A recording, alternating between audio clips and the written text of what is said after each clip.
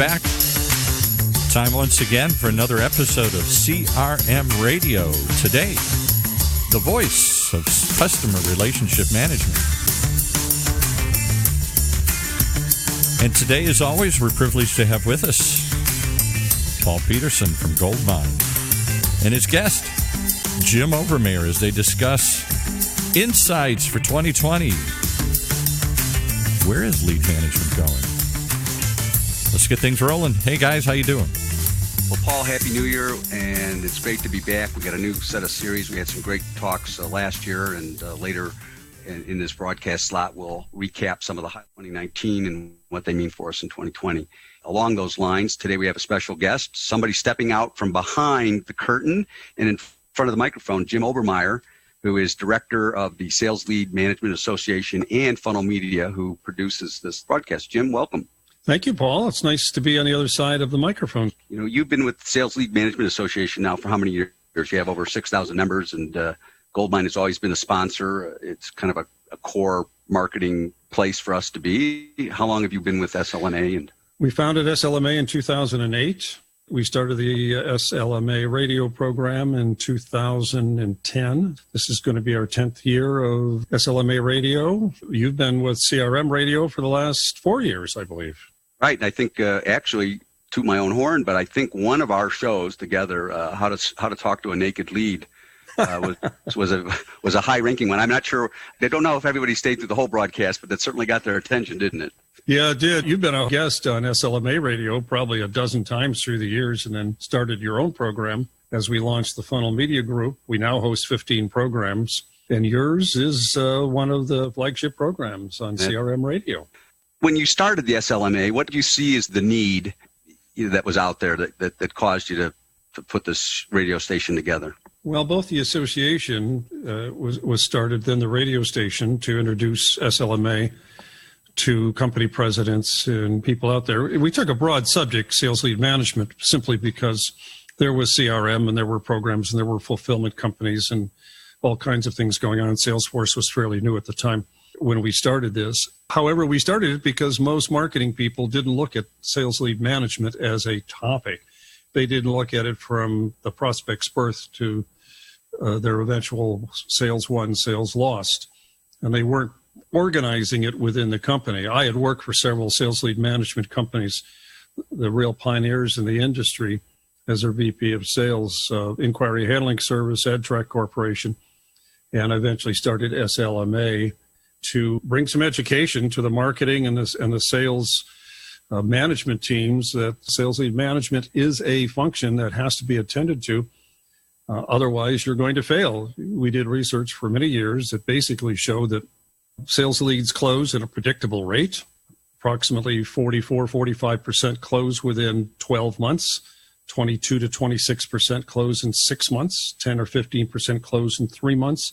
And this has been going on for, I've gone back to research back to 40 years. It hasn't really changed very much.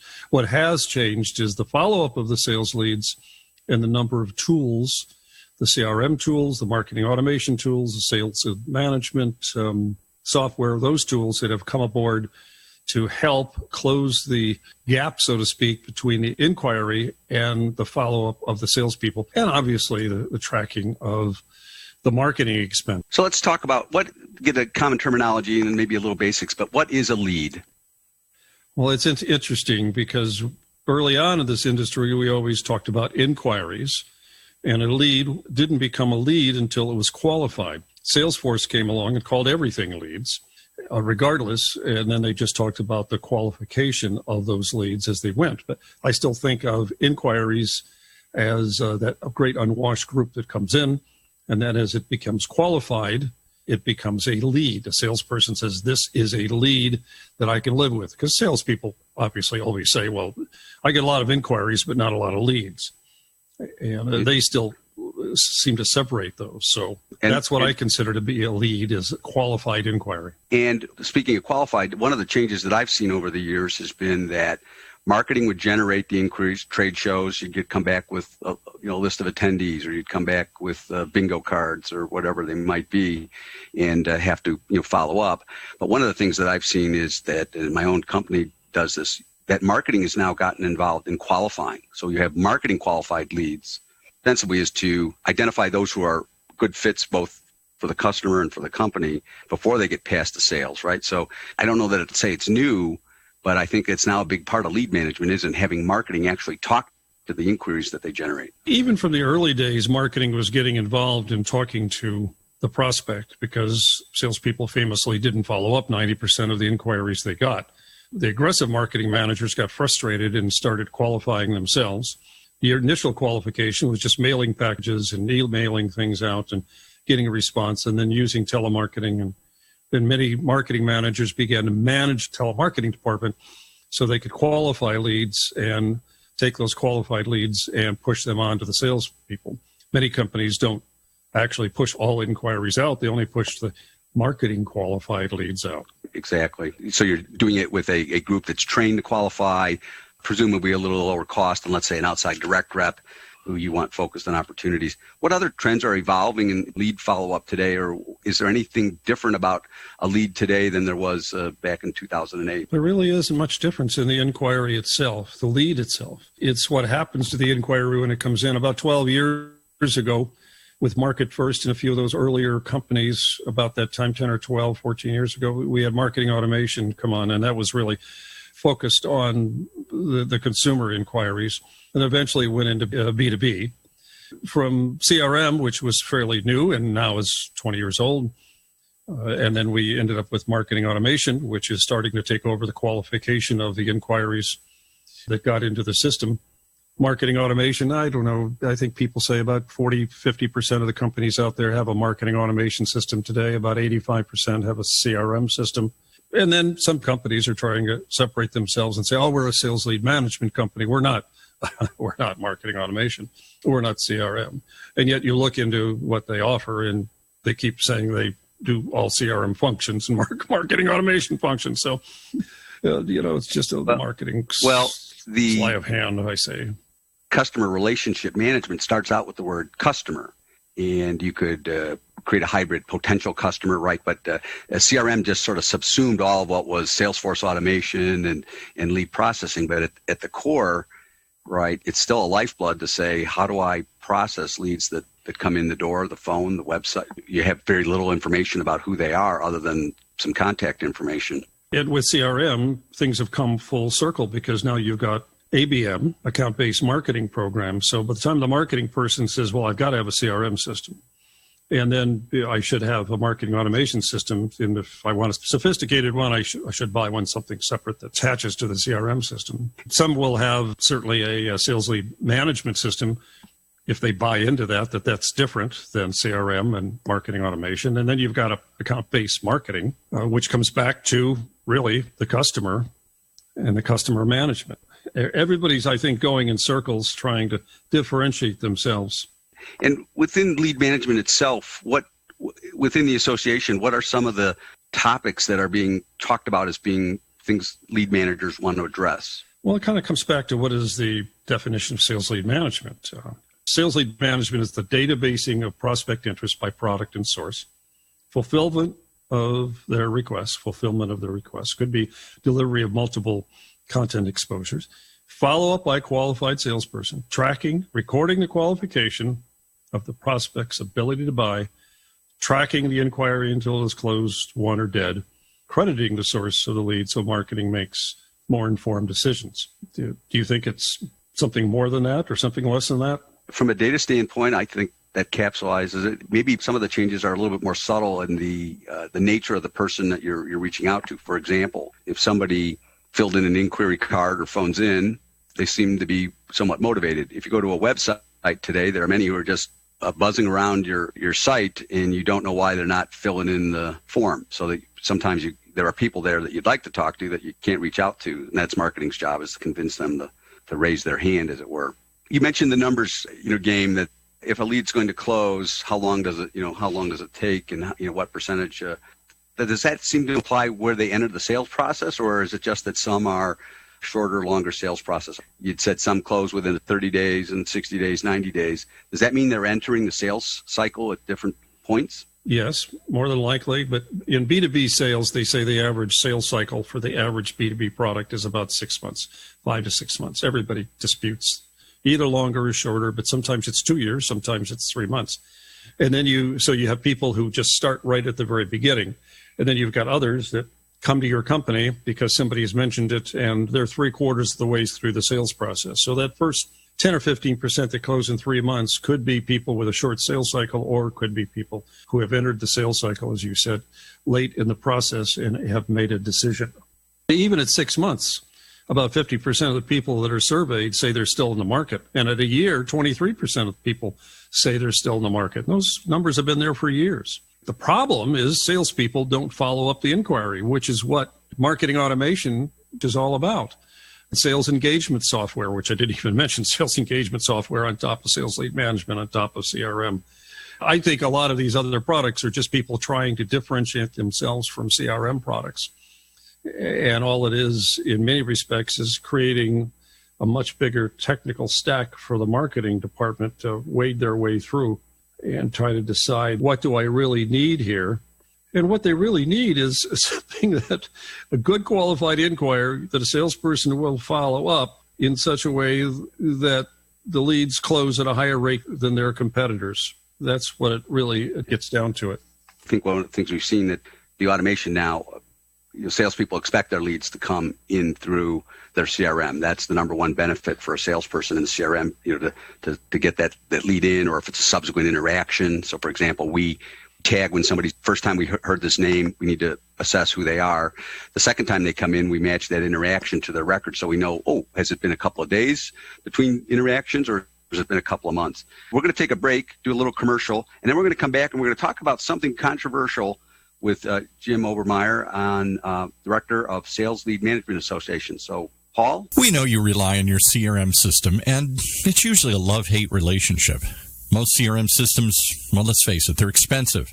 They're hard to understand. People don't use them properly. And you're probably paying for features that you don't even want. If that's your case, then maybe it's time to simplify. It's time to get more from your CRM. Why don't you go back to the original? Trust Goldmine. We helped pioneer the industry, after all.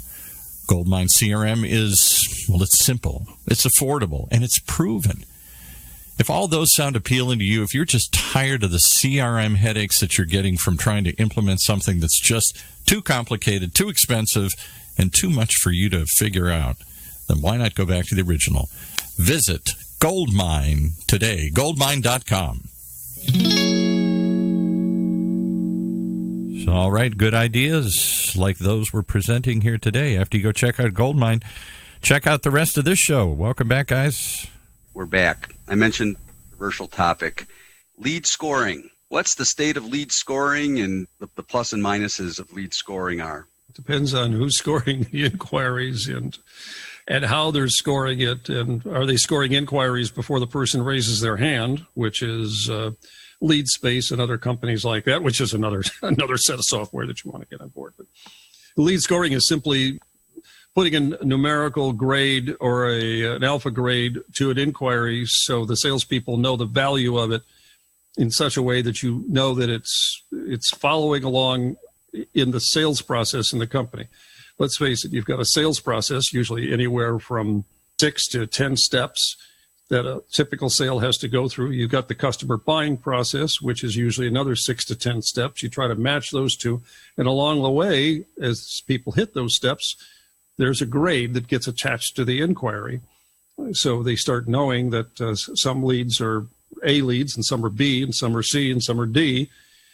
75% of the people who inquire say they're going to buy a product. Actually, 73% say they're going to buy something. Only 45% eventually do, and the ones that eventually do may not buy your product or even in that category. They may use the money for something else. But lead scoring is a big deal because salespeople want to know the value of the inquiry. If it's got a high value coming in, they'll believe it and they'll follow it up. If it's got a low value, they'll ignore it and go do something else.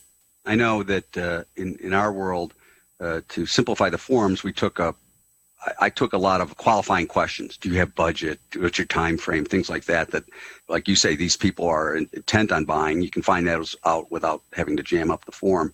But one of the criteria I took out was the number of seats or users that might be involved. And I find myself a little bit lost without that number. At least it was pegged, right? Oh, you're 5, you're 12. Now each one requires full attention, but there are certain ones, if somebody says 100 users, for example, that you've got probably a complex sale ahead of you. If you've got somebody that says I've got 5, that they're still going to have technical questions, important things, but they could probably have a shorter sales cycle. So you can start to mentally just get adjusted. I've seen some lead scoring, though, that gets so complex it's hard to understand the algorithm, right? Page views, what page were they on, timing, all those other aspects of it. But how simple or complex should lead scoring be, in your opinion? Certainly the simpler the better. Yes, there are additions to your website that will track where someone goes, and people will put a higher value on certain pages. So if they go immediately to the forum or if they go immediately to a white paper, it's going to have a higher score than others. But the reality is they're trying to get away from what IBM did 70 years ago or so, which is BANT, budget, authority, need, and time frame. No matter what we do, salespeople still want to know, do they have the budget? Do they have the authority to buy? Do they have the need? And how soon are they going to buy? Marketing can talk all day long about all these other qualifications. They qualify a lead. The reality is that's what the salesperson wants. Now, marketing's not going to find out budget very often. Somebody is not going to give that up unless they're going to buy it very quickly. But they will give up their authority, their need, or their time frame. And then you've got the other qualifying questions, such as yours, which is this 5 seats? If it's at 50, is it 100? If it says 100 seats and you don't know the budget, you can suppose what the budget. You probably don't care whether the person has the authority because you're going to find out who that is. You know that they've got a need because they've got 100 seats, and you don't know time frame yet. But that 100 seats is one of those other 5 or 6 questions you need in addition to budget, authority, need, and time frame. And those questions usually come out of the marketing automation system that keeps inquiring to the prospects, going back to the prospects and asking questions.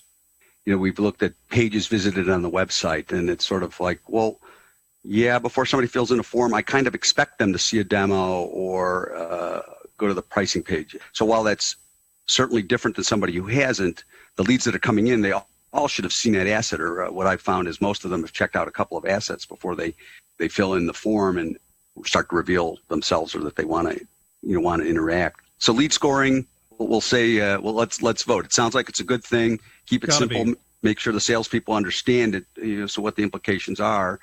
I always like to, it's the same thing. If I look at a lead and I see it's a new person that we haven't dealt with before, I know I need to find out a little bit about why what they're looking for, who they are, what's on their mind, as opposed to somebody that we've already interacted with, and now they're coming back in. And as I mentioned, did they hit our website twice? Did some colleagues from their company hit our website at the same time? Or has it been 6 months where you can say, oh, we last talked to you 6 months ago, what's changed or what's new or why are you back, sort of thing, right? I always found that to be helpful information to start out rapport on a lead. I certainly agree with you. Some of the software programs that are out there that help you see some of those things. That's how HubSpot got started, and then they had a CRM system that's kind of not very good, I don't think.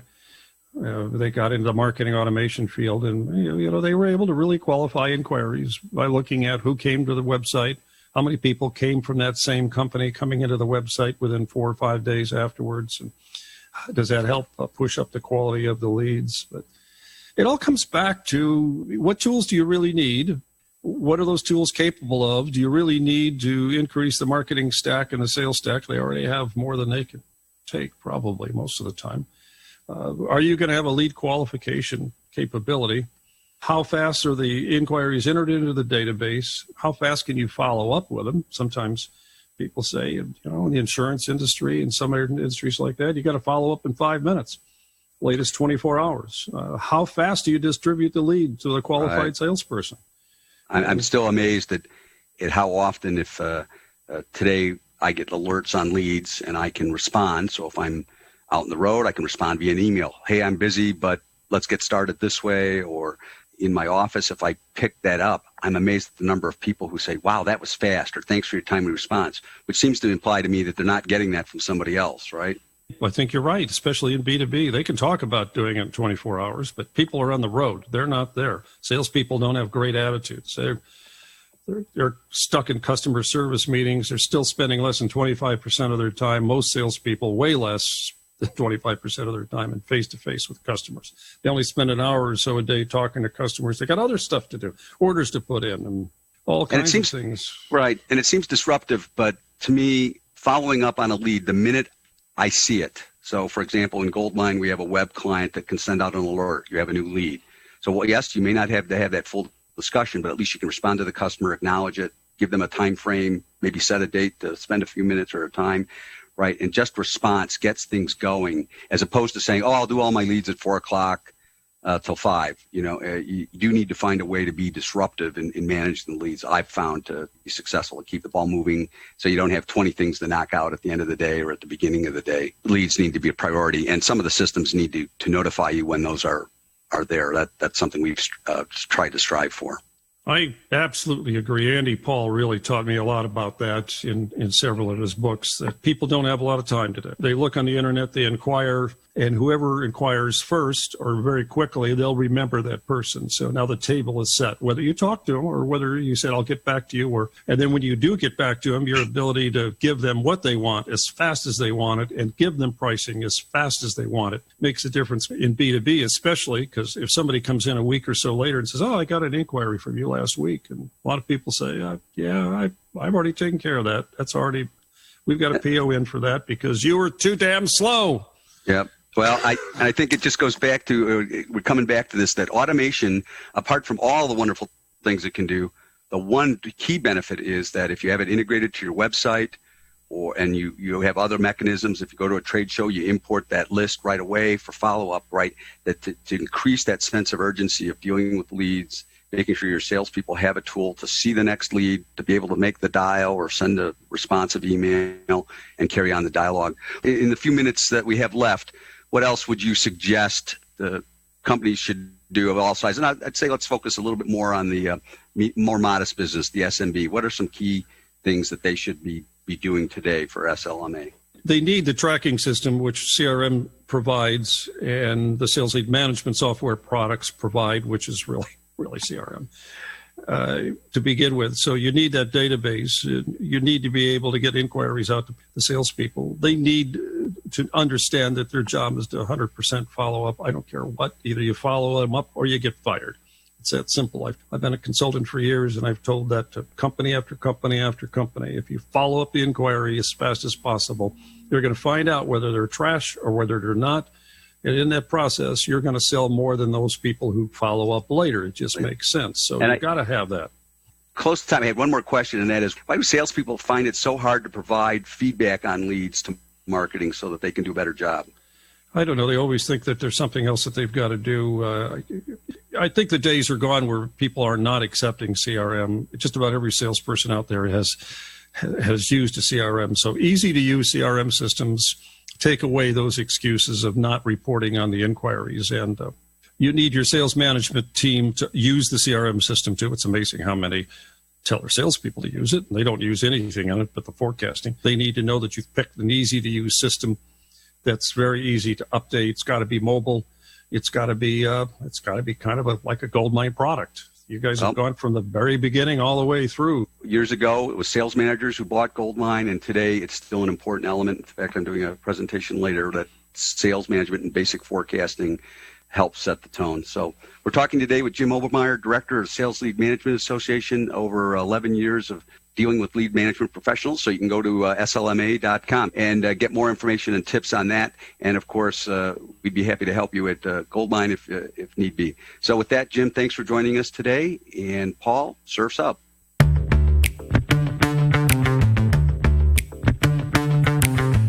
You've been listening to another episode of CRM Radio Today, brought to you by the good folks at Goldmine, right here on the Funnel Radio channel, for at-work listeners like you.